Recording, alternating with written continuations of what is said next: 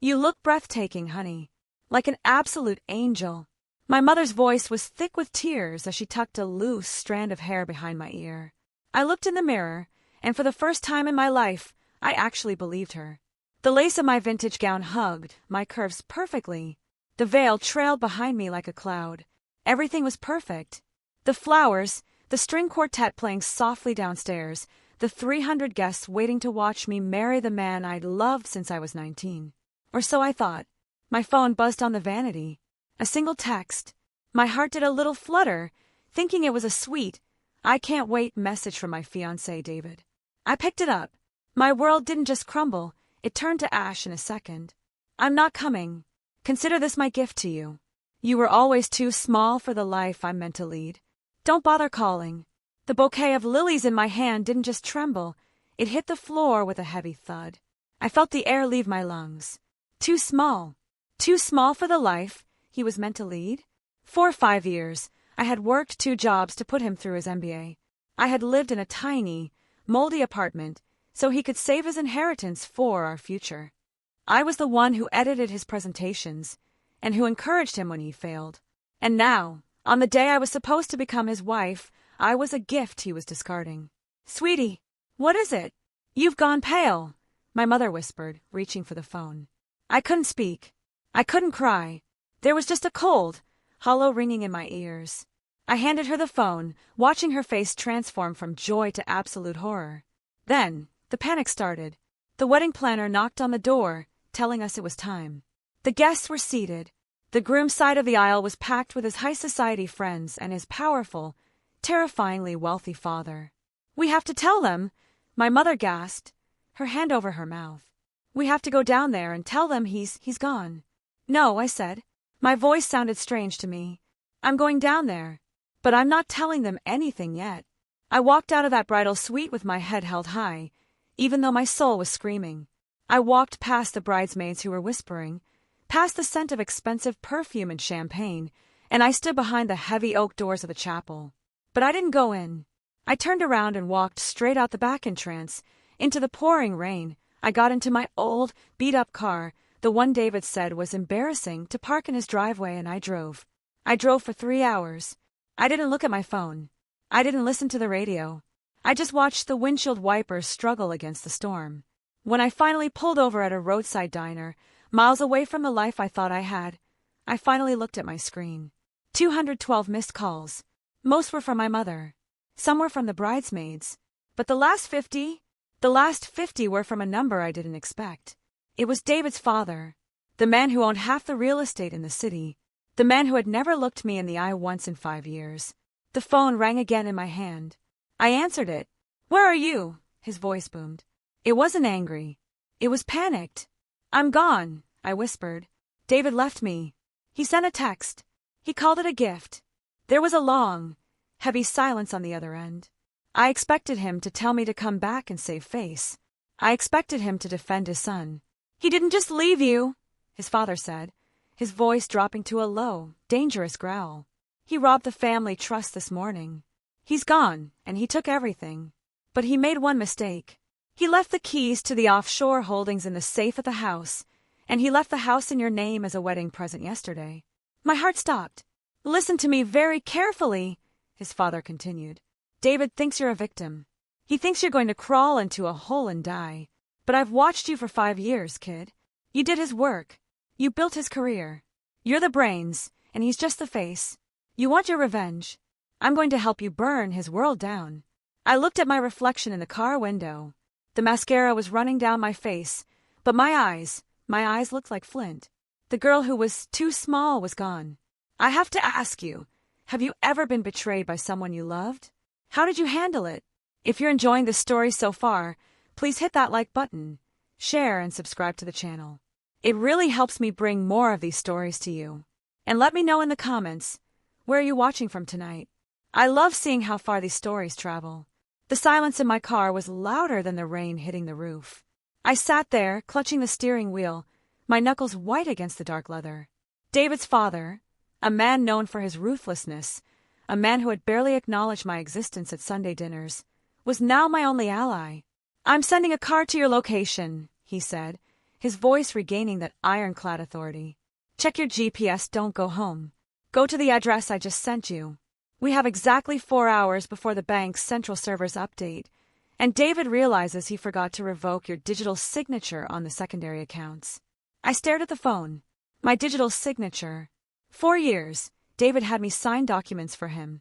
He told me it was because he was too busy with high-level meetings, but the truth was simpler. He was lazy. He had used my attention to detail as a safety net. Now, that net was about to become a noose. I pulled out of the diner parking lot, my wedding dress bunched up around my legs like a dying swan. I didn't go to the house we were supposed to share. I drove to a nondescript office building on the outskirts of the city. When I walked through the glass doors, the security guard didn't even look at my ruined dress.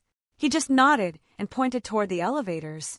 David's father was waiting for me in a room filled with monitors and stacks of legal folders. He thinks he's clever, the older man muttered, gesturing for me to sit. He transferred the liquid assets to a shell company in the Caymans this morning. He's probably on a private jet right now, celebrating his freedom with whatever girl he's been hiding for the last 6 months. The sting of that, the mention of another woman, hit me like a physical blow. I felt the tears threatening to come back, but I pushed them down. I didn't have time for tears. I had a deadline. Why are you helping me? I asked, my voice steady. He's your son. He looked at me then. Truly looked at me. He's a thief and a coward. He didn't just rob me. He insulted the legacy I spent 40 years building. He thinks he can just discard people when they've served their purpose. He needs to learn that the people you step on your way up are the same ones who can pull the ladder out from under you. He pushed a laptop toward me. Log in, he commanded. Use the credentials he gave you for the consulting firm. I hesitated. Is this legal? Technically, you're still his fiancée until the clock strikes midnight on the marriage license you both signed at the courthouse yesterday for the legalities. You're a legal representative of his estate. Whatever you do in the next 3 hours is simply management. I typed in the password. It was his birthday followed by the word king. I felt a wave of nausea at the arrogance of it. As the screen loaded, my eyes widened. David hadn't just taken the family trust money. He had funneled money from his father's main development project, a massive urban renewal plan that involved thousands of investors. If that money stayed gone, the company would collapse. Hundreds of people would lose their jobs. But David hadn't moved the money to his personal account yet. It was sitting in a holding account that required 2-factor authentication. And the secondary phone for that authentication? It was sitting in my purse. It was the work phone he had given me months ago, telling me to keep it charged in case of emergencies. He must have forgotten it in his haste to disappear. Or perhaps in his mind, I was so insignificant, so small, that I wouldn't even think to check it. He's left a trail, I whispered, scrolling through the transactions. He's left a roadmap, his father corrected. Now here is the plan. We aren't just going to take the money back. We're going to make sure that by the time he lands, he has nowhere to go, no one to call, and a debt that he can never ever repay. I looked at the screen, then back at the man who was supposed to be my father-in-law. For the first time that day, a cold, sharp smile touched my lips. He said my wedding gift was his absence. I said, my fingers hovering over the keyboard. I think it's time I sent him a thank you note. We worked in silence for the next hour. I moved funds, redirected passwords, and filed emergency reports of identity theft on every personal account David owned. I watched as his credit cards were flagged, one by one. I watched as his access to the private jet's flight plan was restricted. But the biggest move was yet to come. There's a press conference tomorrow, David's father said, leaning back in his chair. About the development project. The media thinks the project is dead because the funds are missing. They're looking for someone to blame. You want me to go? I asked. I want you to be the one who saves it. I've already transferred the deed of the property to your private corporation. By tomorrow morning, you won't just be the girl who was left at the altar. You'll be the majority stakeholder in his father's rival firm. My phone suddenly buzzed in my bag. Not a call. An alert. David had just landed. He was in a different country, thousands of miles away, thinking he was a millionaire. I checked the account balance one last time. Balance, $0. A message popped up on the screen. It was from the jet's ground crew. They were requesting immediate payment for the landing fees and refueling. David's primary card had just been declined. I leaned back, the lace of my wedding dress feeling lighter than it had all day. This was only the beginning. He wanted a gift. I was about to give him the most expensive lesson of his life. But then, the office door swung open, and a woman I didn't recognize walked in, looking frantic. She held a tablet in her hand, showing a live news feed. "Sir," she said to David's father, "you need to see this. It's not just about the money anymore. David, he posted something." I stood up, my heart racing. What could he possibly have done now? The woman handed the tablet to David's father, but I was faster. I snatched it from her hand. My eyes scanned the screen, and the blood drained from my face so quickly I had to grab the edge of the mahogany desk to keep from collapsing. David hadn't just run away. He had launched a preemptive strike. On his public social media, the one followed by every influential family and business mogul in the city, he had posted a photo. It was a picture of me, taken months ago, hunched over a laptop in the middle of the night, surrounded by messy takeout containers and what looked like stacks of company ledgers. The caption read, "The hardest part of today wasn't leaving the altar. It was realizing that the woman I loved has been systematically embezzling from my father's firm for years.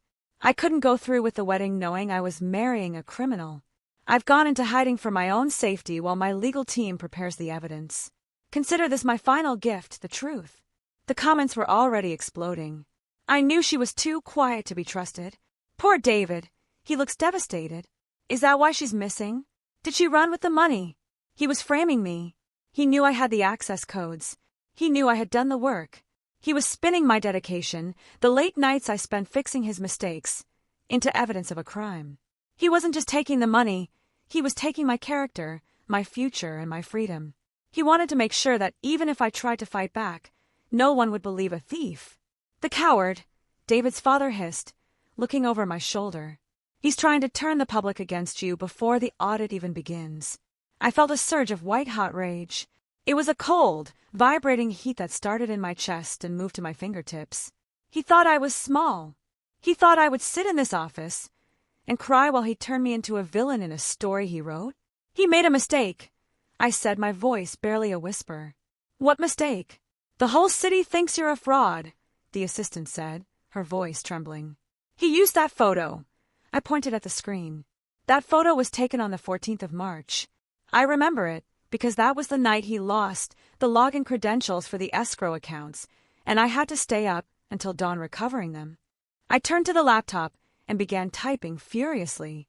My fingers flew across the keys, bypassing the surface-level folders and diving into the metadata of the firm's security logs. "David is a social climber," I explained to his father, who was watching me with newfound respect. "He loves the spotlight, but he hates the details."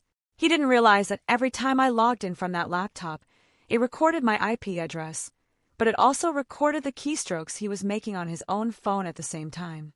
I pulled up two windows side by side. On the left, the logs showing me working on the firm's projects. On the right, David's private browser history from the same hour, synced via the family cloud account he was too arrogant to secure. While I was working to save his reputation, he was researching non-extradition countries and how to convert trust funds to cryptocurrency. "He's been planning this for months," I said, a grim satisfaction filling my voice. "And he's been doing it on a company-registered device. He didn't just give me the keys to the house, he gave me the keys to his digital grave." I looked at David's father. "You said there's a press conference tomorrow. I don't want to just be a shareholder. I want to be the lead investigator. I want to show the world exactly what kind of truth David is hiding." "It's risky," his father warned. "If you miss one detail, they'll tear you apart." "I haven't missed a detail in 5 years," I replied. "That's why he's in a hotel in Cabo right now with a declined credit card, and I'm sitting in your office." Just then, my phone buzzed again. This time, it was a text from a blocked number. "Hope you like the post, babe. By the time you find a lawyer, I'll be a ghost. Don't try to follow the money. It's already gone. Enjoy the dress. It's the only thing you'll ever own." I didn't reply. Instead, I took a screenshot of the message. My white revenge wasn't going to be a shouting match. It was going to be a clinical, surgical removal of every single thing David valued. "Sir," I said to the older man, "I need access to the archives. If David was stealing from the development project, he wasn't doing it alone. He's too sloppy. He needed a partner. Who? I stood up, the lace of my wedding dress snagging on the expensive office chair. I reached down and ripped the bottom of the skirt away, turning the ball gown into a sharp, jagged cocktail dress. I tore off the veil and threw it in the trash can. The bride was dead. The predator had arrived. The archives were located in the basement of the firm's headquarters, a cold, sterile room filled with floor-to-ceiling shelves of physical backups. Even in the digital age, David's father insisted on paper trails. He didn't trust servers. He trusted ink. I stood in the center of the room, the air smelling of old paper and ozone. My ruined wedding dress felt like a costume from a past life. I began pulling boxes labeled for the Urban Renewal Project. David had been the project lead, but as I started cross-referencing the physical invoices with the digital logs I'd seen earlier, a pattern emerged. Every time a payment was diverted, it wasn't just David's initials on the authorization. There was a second set of approvals from the legal department. My heart hammered against my ribs. I knew the head of legal. He was a man who had toasted us at our engagement party. He was someone David called a brother. But as I dug deeper, I realized this wasn't a brotherhood of friendship, it was a brotherhood of greed. Looking for something, I spun around. Standing in the doorway was Sarah, David's younger sister.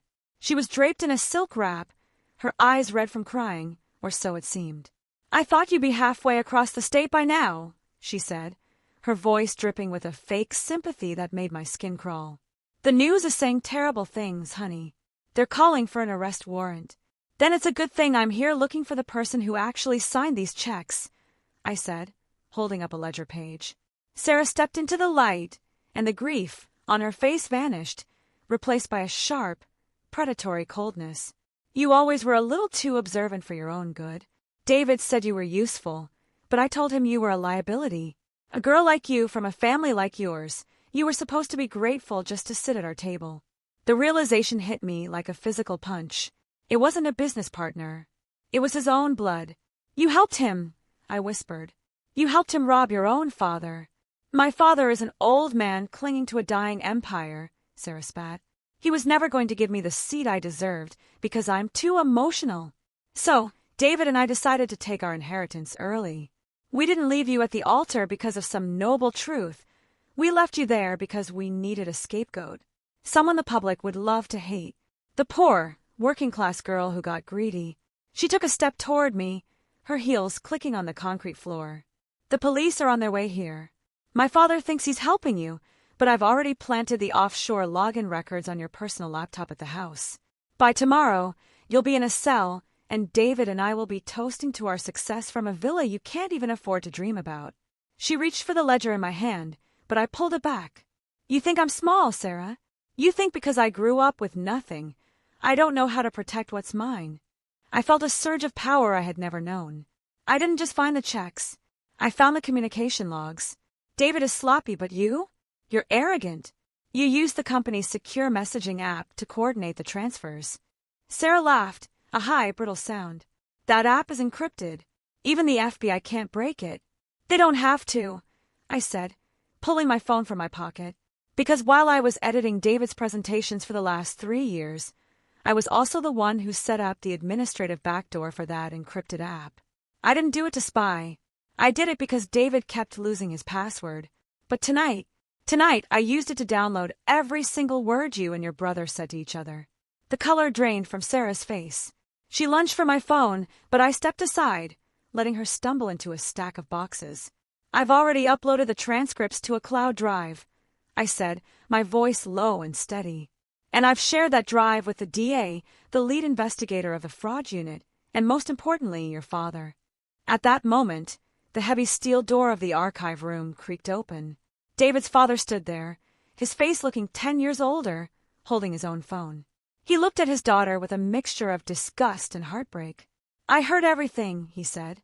Sarah began to scramble, her voice rising in a frantic plea. "Dad, she's lying. She's manipulating the data. She's trying to tear us apart." "Enough," the old man roared. He turned to me. "The police aren't here for you. They're at the gates for her, and the international authorities have already flagged David's passport at the resort." I looked at the ledger in my hand, the evidence of a betrayal that went deeper than I ever imagined. I should have felt relieved. I should have felt sad. But all I felt was a cold, sharp hunger. The gift David gave me wasn't just his absence. It was the realization that I was the most dangerous person in the room. "We have work to do," I said to David's father, ignoring Sarah's screams as the security guards took her by the arms. "The press conference is in 6 hours. I want to make sure David sees it on the news in his holding cell." The sun hadn't even risen when I arrived at the grand ballroom of the Grand Hotel. This was the same venue where, just 12 hours ago, I was supposed to have my first dance. The scent of stale lilies and expensive floor wax filled the air. I looked at the stage. A single podium, draped in the company's blue and gold colors, sat under a blinding spotlight. The room was already buzzing with reporters, camera crews, and the very same socialites who had been whispering about my crimes just hours before. I wasn't wearing white anymore. David's father had arranged for a stylist to meet me at 4 in the morning. I was now draped in a razor-sharp, midnight blue silk suit. My hair was pulled back into a sleek, tight ponytail. My makeup was minimal, except for a dark, bold lip. I looked like a woman who could buy and sell everyone in that room, and by the time the morning was over, I would have the power to do exactly that. "Are you ready?" David's father whispered as we stood in the wings. He looked tired, but there was a fierce pride in his eyes. "I've been ready for 5 years," I said. "I just didn't know it until yesterday." As the clock struck 8 a.m., the murmurs in the crowd died down. The CEO of the rival firm, the man who was supposed to take over the project after the scandal, walked up to the mic. "Ladies and gentlemen," he began, a smug smile on his face, "we are here today to address the unfortunate collapse of the urban renewal project due to the criminal negligence and embezzlement by a certain former member of the development team." He paused for effect, looking directly at the cameras. "We are prepared to take over the project and salvage what's left of the investors' money." I didn't wait for him to finish. I walked out from the shadows and stepped onto the stage. The sound of 300 people gasping at once is something I will never forget. The cameras flashed so fast it felt like a strobe light. The CEO froze, his mouth hanging open.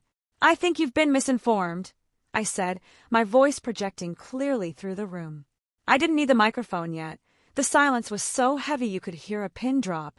I walked to the podium, gently nudging the CEO aside. He was too stunned to resist. "My name is the woman you spent all night dragging through the mud," I told the cameras. "And I'm not here to defend myself. I'm here to provide a status update." I clicked a remote in my hand, and the massive screen behind me flickered to life. Instead of project blueprints, it showed a series of bank transfers. "Yesterday, David claimed I was a thief," I said. What he didn't mention was that while he was busy fleeing the country, he and his partner, his own sister, Sarah, were attempting to drain the project's secondary accounts. They thought they were being clever. They thought they were leaving me with the bill. I scrolled to the next slide. It was a video. Grainy, black and white security footage from a private bank vault. It showed David frantically stuffing documents into a briefcase just 3 hours before our wedding ceremony was supposed to start. "This footage was recovered 2 hours ago," I continued, my voice gaining strength. "And as of 4 a.m. this morning, the $40 million that was missing has been fully recovered and moved into a new secure trust. A trust that I now manage as the majority stakeholder of the development branch." A reporter shouted from the front row, "How did you get the shares? David's father wouldn't just give them to you." I looked at David's father, who was now standing at the side of the stage. He nodded. "He didn't give them to me," I said, a slow smile spreading across my face. "I earned them. For 5 years, I was the silent partner who kept this company afloat while David played the role of the golden boy. Today, the silence ends. I have exercised the emergency governance clause in the firm's charter, a clause David himself signed when he was too lazy to read the fine print 3 years ago. Since he abandoned his post during a fiscal crisis, his shares were forfeited to the person who secured the assets." I leaned into the microphone, my eyes burning into the lens of the main camera. I knew David was watching this. Whether he was in a holding cell or a cheap motel, he was seeing his entire world vanish in high definition. "David," I said, "you told me to consider your absence a gift. You were right, because without you in my way, I finally have the space to build something real. And as for your truth, the only truth here is that you were never the king. You were just a placeholder, The room erupted. Reporters scrambled toward the stage, but the security team David's father had hired formed a human wall around me. I felt a vibration in my pocket. My phone. A text from an unknown number. Likely a burner phone David had managed to get a hold of. You think you've won? You don't know who I was working with. The money you recovered, you just took it from the wrong people. Run while you can. The white revenge was satisfying, but a cold chill settled in my stomach. David was a coward, but he wasn't a mastermind. If there was someone else, someone even bigger than the family firm, I had just painted a massive target on my back. But as I looked out at the flashing lights, I realized I didn't want to run. I wanted to see who was brave enough to try and take it back. The adrenaline from the press conference was still humming in my veins as I was ushered into a waiting black sedan. The windows were tinted, so dark the world outside looked like a charcoal sketch. Beside me, David's father, the man I now thought of as my reluctant mentor, was staring out at the passing city. "You did well," he said, though his voice lacked the triumph I expected. But David's text, he wasn't entirely lying. The money he took wasn't just family money. He had started playing in a league he didn't understand. "What does that mean?" I asked, gripping the leather handle of my briefcase. "I recovered the $40 million. It's in the trust. The project is safe." "The project is safe from the bank," he replied, turning to look at me. But the urban renewal in California, it wasn't just about building apartments. It was about a specific plot of land that sits over a defunct government communications hub. There are people who have been waiting decades for a clean way to buy that land without raising federal flags. David made a deal to sell them the development rights behind my back. My heart skipped. To who? A private equity group that doesn't exist on paper. They call themselves the founders. They don't care about real estate. They care about the data buried under the concrete. I looked down at the phone in my hand. The burner text was still there, glowing like a threat. "You took it from the wrong people." "If I have the shares," I whispered, "and I have the deed, that means I'm the one they have to deal with now." "Precisely," he said. "And they don't do press conferences. They do disappearances." We arrived at a secure location, not the office, but a private estate on the outskirts of a city. As I stepped out of the car, my mind was already racing. I had spent 5 years being the small girl, the assistant, the ghostwriter of David's success. I knew how to stay invisible. I knew how to look for things people missed. I spent the next 6 hours locked in the estate study, surrounded by the physical files I had salvaged from the archives. I wasn't looking for money anymore. I was looking for a name, a signature, a footprint, and then I found it. In a stack of old land surveys from the 1990s, there was a recurring witness signature on every single document.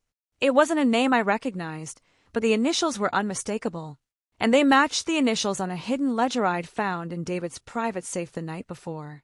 The partner wasn't just Sarah, and it wasn't just some shadowy group.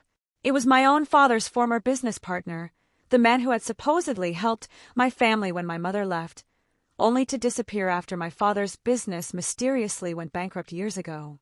The betrayal didn't start at the altar. It started when I was 10 years old.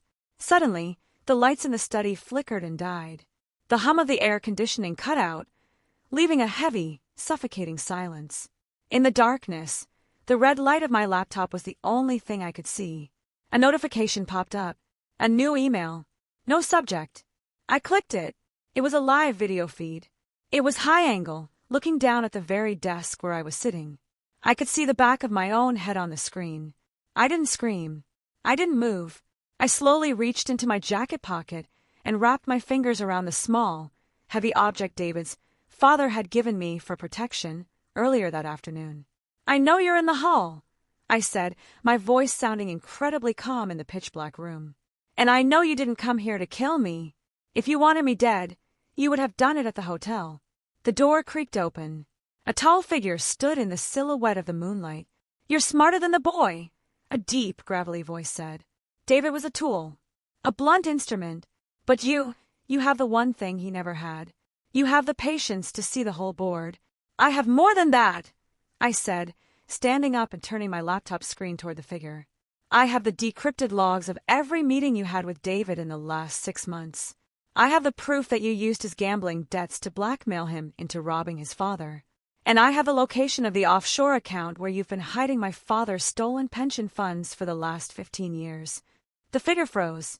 The power shift in the room was almost physical. I don't want the money, I said, stepping into the sliver of moonlight. I want the project to stay clean. And I want you to go to the police and tell them exactly where David is hiding. If you do that, I might forget to hit send on this file to the federal authorities. You're playing a dangerous game, girl, the man hissed. I'm not playing a game, I replied. I'm running a company, and my first order of business is cleaning up the trash. The man stared at me for a long beat, then slowly backed into the shadows. The front door of the estate clicked shut moments later. The lights flickered back on. I sat down, my legs finally shaking. I had won the round, but the war was far from over. I looked at the folder. My father had been destroyed by these people. My mother had fled because of the pressure they put on our family.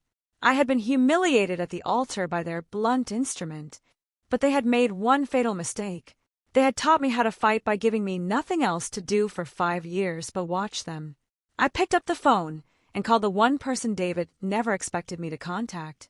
Hello, a woman's voice answered. She sounded tired, older. Mom, I whispered. It's me.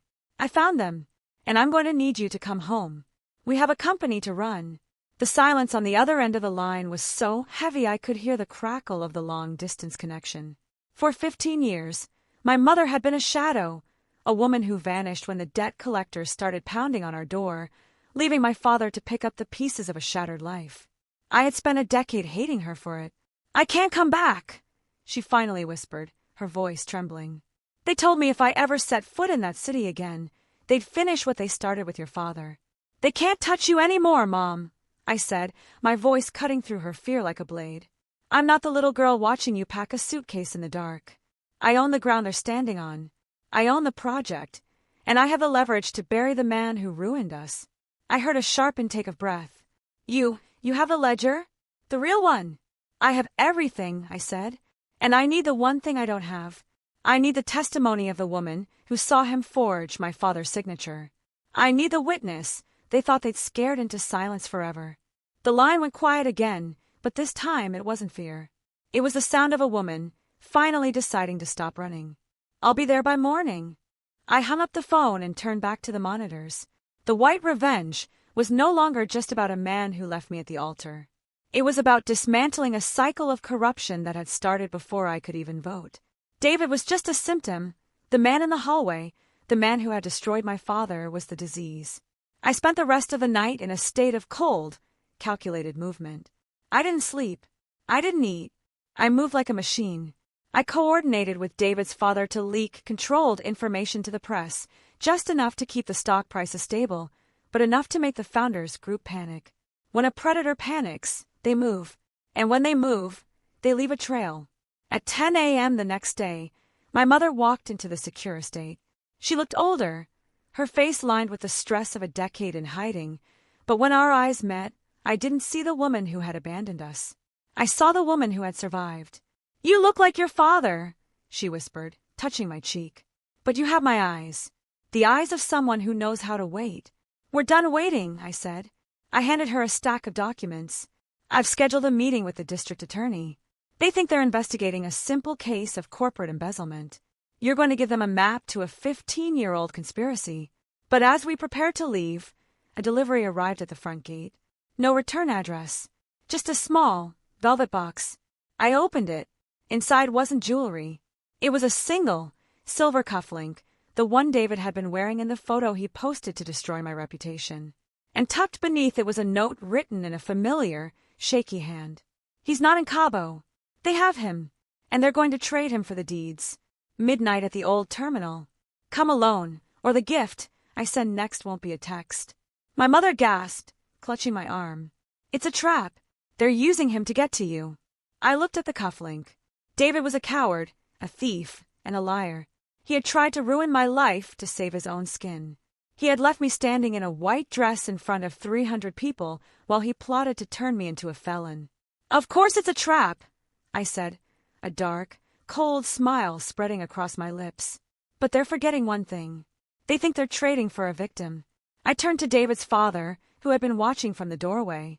Call the security team. I want the thermal drones in the air and the silent entry units positioned by 11 p.m. We aren't going there to save David. Then why are we going? He asked.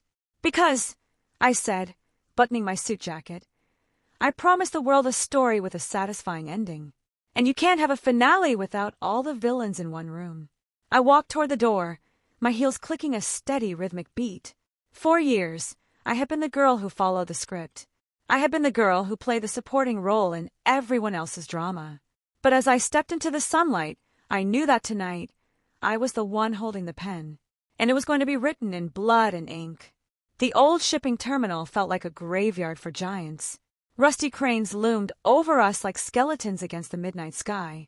The air was thick with the smell of salt and old oil. I stood in the center of a derelict warehouse, the moonlight filtering through the shattered skylights in long, jagged streaks. I was alone, or at least, that's what I wanted them to think. A door creaked open at the far end of the hall. Two men stepped out of the shadows, dragging a disheveled figure between them. It was David. His expensive wedding suit was torn and stained, his face bruised. When he saw me, his eyes didn't fill with relief. They filled with a pathetic, desperate kind of shame. Then, the man from the hallway, the man who had hunted my family for 15 years, stepped into the light. He held a thick stack of papers in one hand and a heavy fountain pen in the other. "The deeds," he said, his voice echoing in the hollow space. "Sign them over to the holding group, and you can take this sorry excuse for a man home. You can even keep the house. Consider it a settlement." I looked at David.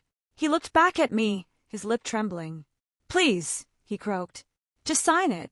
They'll kill me." I took a slow, deliberate step forward. My heels clicked against the concrete, a sharp, metallic sound that seemed to make the shadows flinch. I didn't look at the papers. I looked at the man who had stolen my father's future. "You know," I said, my voice low and conversational, "I spent 5 years wondering why David never let me meet his business associates. I thought he was protecting me. I thought I wasn't high society enough. I stopped just a few feet away from them. But then I realized he wasn't protecting me from you. He was protecting his ego. He knew that if I ever looked at your books, I'd see the cracks. I'd see that your founders group is nothing but a house of cards built on bad debt and forged signatures." The man's face darkened. "Sign the papers, girl. You're out of your depth." "Actually," I said, reaching into my pocket. I didn't pull out a pen. I pulled out my phone. The screen was glowing. "I'm exactly where I need to be. You see, this warehouse isn't just a meeting spot. It's a dead zone for cellular signals, unless you have a private signal booster, which David's father installed for me an hour ago." I turned the screen toward him. It showed a live broadcast. Not to the news, but to a private legal portal. The district attorney, the federal fraud division, and my mother are currently finishing a 3-way call, I said. "They've had a live audio feed of this entire conversation. They heard you admit to the holding group's existence. They heard you threaten my life. And they just received the digital coordinates of every offshore account you mentioned in your settlement offer." The man lunged at me, but he never reached me. The shadows in the corners of the warehouse suddenly moved. Red laser dots danced across his chest. 4 security units, moving with silent, military precision, emerged from the darkness. David's father stepped out from behind a shipping container, looking at the man with a cold, disgusted finality. "It's over," the older man said. The man dropped the papers, his hands shaking. The police sirens began to wail in the distance, growing louder with every second. The founders were falling, and they were taking David with them. David scrambled toward me, trying to grab the hem of my jacket. "You saved me," he sobbed. "I knew you still loved me. We can fix this. We can start over with the money you recovered." I looked down at him. I felt no anger, no heat, just a profound sense of closure. I reached down and gently pried his hand off my sleeve. "I didn't come here to save you, David," I whispered so only he could hear. "I came here to witness the gift you gave me. You wanted me to be small. You wanted me to be a victim. Look around you." I gestured to the ruins of the empire he had tried to steal. "You're the one who's small now. You're the one who's losing everything. I'm just the one who's making sure the world sees it." I turned my back on him as the police swarmed the building. I walked out of the warehouse, past the flashing blue and red lights, and into the cool night air. My mother was waiting by the car. She didn't say anything. She just reached out and took my hand. I looked back at the terminal one last time. The girl in the white dress was gone. The woman who stood there now owned the skyline. I had lost a husband, but I had gained a kingdom. And for the first time in my life, I wasn't just a character in someone else's story. I was the author. Don't forget to subscribe for more deep dive stories. Hit that like button if you believe in standing up for yourself, and share this with someone who needs to hear that they are never too small to change their destiny. If you were in my shoes and your partner left you that text, would you have fought back or walked away? Let's talk about it in the comments. If you want to hear another story about a hidden inheritance or a betrayal that backfired, click the video on the screen now. See you in the next one.